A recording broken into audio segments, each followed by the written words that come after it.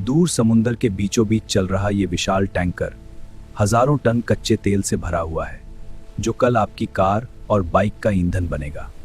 लेकिन ये कच्चा तेल यहाँ तक सीधा नहीं आता। इसका सफर समुद्र की गहराई से शुरू होता है, सैकड़ों मीटर नीचे, जहां इंसान सीधा पहुंच भी नहीं सकता।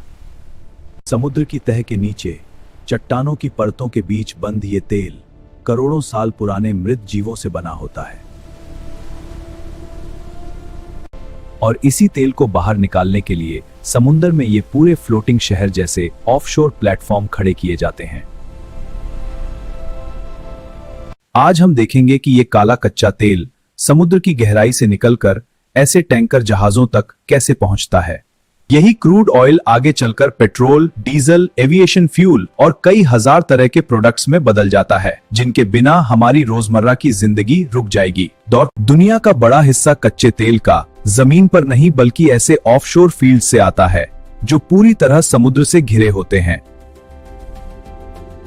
इस वीडियो में हम एक ऐसे ही ऑफशोर फील्ड का पूरा सफर फॉलो करेंगे, एक्सप्लोरेशन से लेकर टैंकर लोडिंग तक। स्टेप बाय स्टेप हम देखेंगे पहले तेल की खोज कैसे होती है, फिर ड्रिलिंग कैसे की जाती है, तेल कैसे ऊपर आता है, उसे प्लेटफॉर्म पर कैसे साफ और अलग किया जाता है, और आखिर में टैंकर में कैसे भरा जाता है।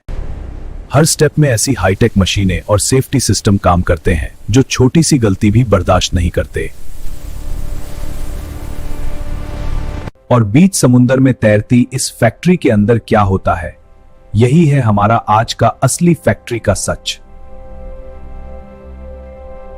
सबसे पहले जरूरी है जानना कि तेल है कहां। इसके लिए स्पेशली साइज्मिक सर्वे जहाजों का इस्तेमाल किया जाता है।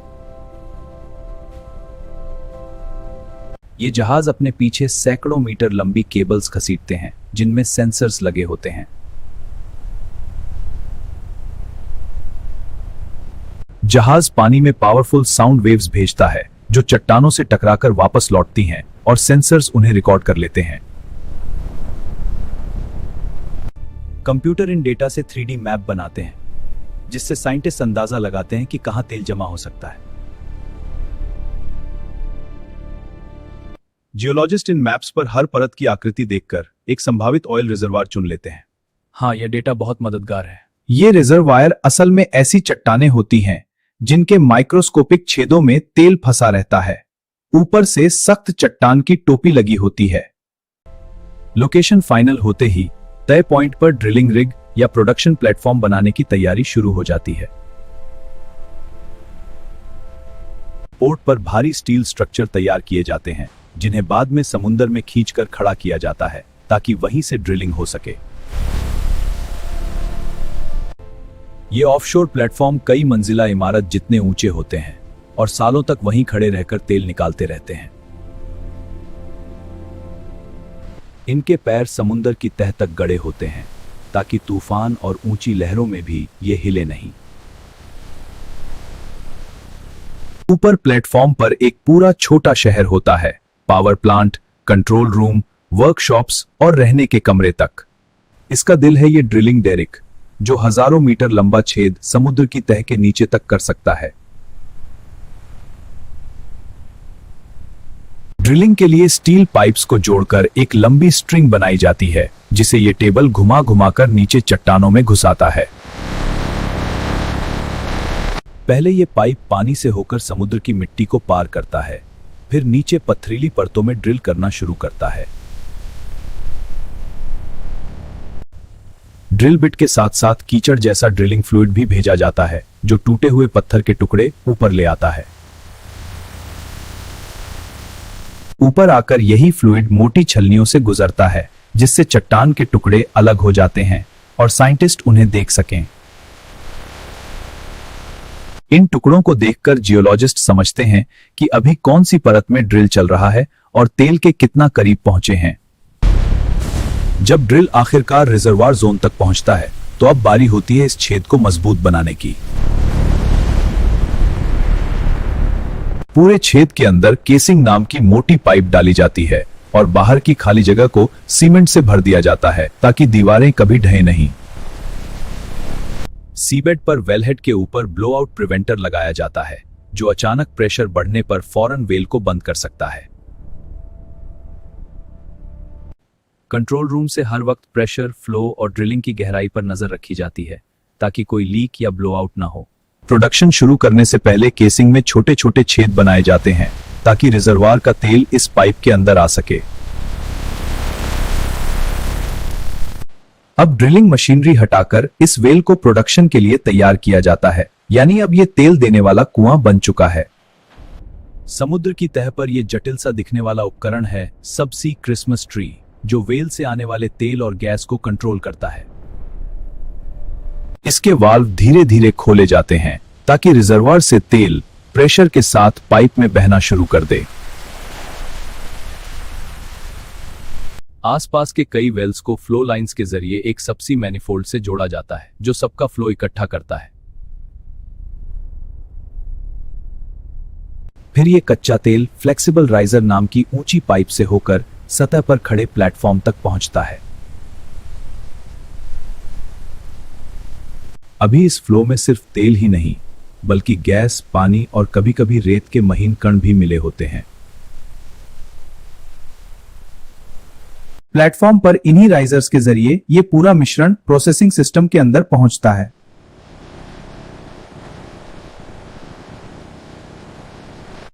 अंदर आपको हर तरफ मोटी मोटी पाइपें, वाल्व और प्रेशर गेज नजर आएंगे जो इस बहते तेल पर कंट्रोल रखते हैं। चोक वाल्व्स फ्लो की स्पीड और प्रेशर को सीमित रखते हैं ताकि सिस्टम पर ज्यादा भार न पड़े।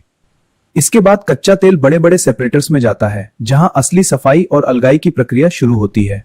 यहीं से शुरू होता है अगला चैप्टर, तेल, गैस और पानी को अलग अलग हिस्सों में बांटने का। सेपरेटर के अंदर गुरुत्वाकर्षण और डिजाइन की मदद से गैस ऊपर, तेल बीच में और पानी नीचे की परत में इकट्ठा हो जाता है। ऊपर की लाइन से निकली गैस को अलग पाइपलाइन में भेज दिया जाता है जहां या तो इसे जलाकर फ्लेयर किया जाता है या आगे इस्तेमाल के लिए कलेक्ट किया जाता है। गैस को बेकार में जलाने से बचने की कोशिश की जाती है, लेकिन सेफ्टी के लिए थोड़ी गैस को फ्लेयर पर जला दिया जाता है। बीच वाली परत से निकलने वाला ये गाढ़ा कच्चा तेल आगे और साफ करने के लिए अगले टैंकों में भेजा जाता है। कई बार हीटर ट्रीटर टैंकों में तेल को हल्का गर्म किया जाता है ताकि बचा कुचा पानी और अशुद्धियां अलग हो जाएं। नीचे जमा पानी को सीधे समुद्र में नहीं फेंका जाता, पहले वाटर ट्रीटमेंट यूनिट में जाकर इसकी सफाई होती है। फिल्टर, हाइड्रोसाइक्लोन और दूसरे सिस्टम मिलकर इस पानी में बचे तेल के बूंदों को निकालते हैं ताकि पर्यावरण को कम से कम नुकसान हो। कंट्रोल रूम में हर सेपरेटर और ट्रीटमेंट यूनिट के प्रेशर, तापमान और पानी की मात्रा पर लगातार नजर रखी जाती है। अब तक का प्रोसेस ये सुनिश्चित करता है कि तेल एक यूनिफॉर्म क्वालिटी में हो ताकि उसे सुरक्षित तरीके से टैंकर में भरकर रिफाइनरी भेजा जा सके। अगला स्टेप है इस साफ किए गए क्रूड ऑयल को अस्थायी रूप से स्टोर करना और सही समय पर टैंकर में ट्रांसफर करना। कुछ फील्ड्स में प्लेटफॉर्म की जगह एफपीएसओ नाम का बड़ा जहाज होता है जो प्रोडक्शन, स्टोरेज और ऑफलोडिंग तीनों काम एक साथ करता है। इसके पेट में बने बड़े बड़े कंपार्टमेंट्स में लाखों बैरल कच्चा तेल स्टोर किया जा सकता है। हर टैंक का लेवल, प्रेशर और तापमान डिजिटल सिस्टम से मॉनिटर किया जाता है ताकि ओवरफ्लो या गैस बिल्डअप ना हो। जैसे ही टैंकों में पर्याप्त तेल इकट्ठा हो जाता है, एक विशाल टैंकर जहाज इस फील्ड पर लोडिंग के लिए पहुंचता है। टग बोट्स की मदद से टैंकर को इंच इंच करके सही पोजीशन पर लाया जाता है ताकि लोडिंग ऑपरेशन सुरक्षित रहे। फिर भारी भरकम लोडिंग होज या आर्म को टैंकर के मैनिफोल्ड से जोड़ा जाता है, बिल्कुल जायंट फ्यूल पाइप की तरह। वॉल्व्स खोलने के बाद पाइप के अंदर से लगातार क्रूड ऑयल टैंकर की तरफ बहना शुरू कर देता है। FPSO tanker side, pressure holding at 150 psi, flow rate steady, copy, valve secure, monitoring. दोनों तरफ की टीमें प्रेशर, फ्लो रेट और वॉल्यूम पर कड़ी नजर रखती हैं। हर स्टेप पर दोबारा चेक किया जाता है। टैंकर के पेट में भी तेल एक ही टैंक में नहीं जाता, अलग अलग कंपार्टमेंट्स में बांटकर भरा जाता है ताकि जहाज बैलेंस रहे। हर टैंक के भीतर लेवल गोजेस बताते हैं कि कितना तेल भर चुका है, जिससे ओवरफिल की कोई संभावना नहीं रहती। ये पूरा लोडिंग प्रोसेस कई घंटों तक चल सकता है और इस दौरान दोनों जहाज लगभग एक ही जगह टिके रहते हैं।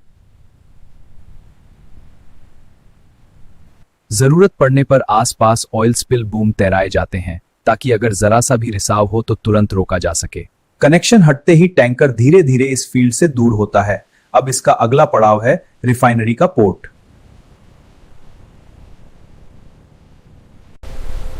लेकिन इस पूरे सफर में एक चीज कभी नहीं रुकती, क्वालिटी चेक और सेफ्टी सिस्टम, जो हर पल बैकग्राउंड में काम कर रहे होते हैं। प्लेटफॉर्म पर ही छोटे छोटे लैब सेटअप होते हैं जहां क्रूड ऑयल के सैंपल्स की डेंसिटी, पानी की मात्रा और इम्प्यूरिटीज चेक की जाती हैं। यहाँ काम करने वाले हर व्यक्ति को फ्लेम रेसिस्टेंट कपड़े, हेलमेट, सेफ्टी शूज और गैस डिटेक्टर जैसे इक्विपमेंट पहनना अनिवार्य होता है।